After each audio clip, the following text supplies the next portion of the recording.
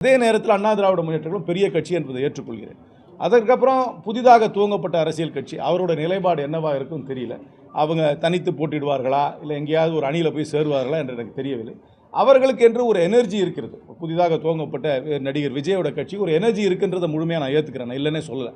ஆனால் அந்த எனர்ஜி ஒரு வடிவமாக, உருவமாக, ஒரு ஆக்கப்பூர்வமான அரசியல் கட்சியாக மாறி அது தேர்தலை சந்தித்து தேர்தலில் வாக்குகளை எந்த அளவுக்கு வாங்கும்னு எனக்கு சொல்ல தெரியல. நேற்று கூட ஒரு சர்வே பார்த்தேன், ஆனால் அந்த சர்வே இன்னும் வெளியே வரல. அதனால் அந்த சர்வேயோட ரிசல்ட்டை நான் சொல்கிறது தார்மீகமாக இருக்காது. அதில் இன்னும் அதில் நான் எதிர்பார்த்த மாதிரி தான் இருக்குது அந்த சர்வே ரிசல்ட்ஸ். ஆனால் இன்னும் நிறைய மூவிங் பார்ட்ஸ் இருக்குது. இதெல்லாம் கொஞ்சம் செட்டில் ஆனப்புறம் தான் தெளிவாக தெரியும். இப்போ கூட பாமக எந்த நிலையை எடுக்க போகிறாங்கன்னு தெரியல. அவங்க ஒரு மாநாடு நடத்தியிருக்கிறாங்க, அவங்க சமுதாய ரீதியாக ஒரு மாநாடு நடத்தியிருக்காங்க. அப்புறம் அந்த கட்சிக்குள்ளே நிறைய கான்ட்ரடிக்ஷன்ஸ் இருக்குது. அதனால் நிறைய மூவிங் பார்ட்ஸ் இருக்குது. இன்னும் செட்டில் ஆகலை. இந்தியா கூட்டணி மட்டும்தான் செட்டில் ஆகிருக்கு, மற்ற அணிகள் இன்னும் செட்டில் ஆகலை. அது செட்டில் ஆன பிறகு தான் சொல்ல முடியும். ஆனால் ஐ ஆம் கான்ஃபிடென்ட் தட் திராவிட முன்னேற்ற கழக தலைமையில் இருக்கும் இந்தியா கூட்டணி வருகின்ற தேர்தலில் வெற்றி பெறும் என்று தான் நம்புகிறேன்.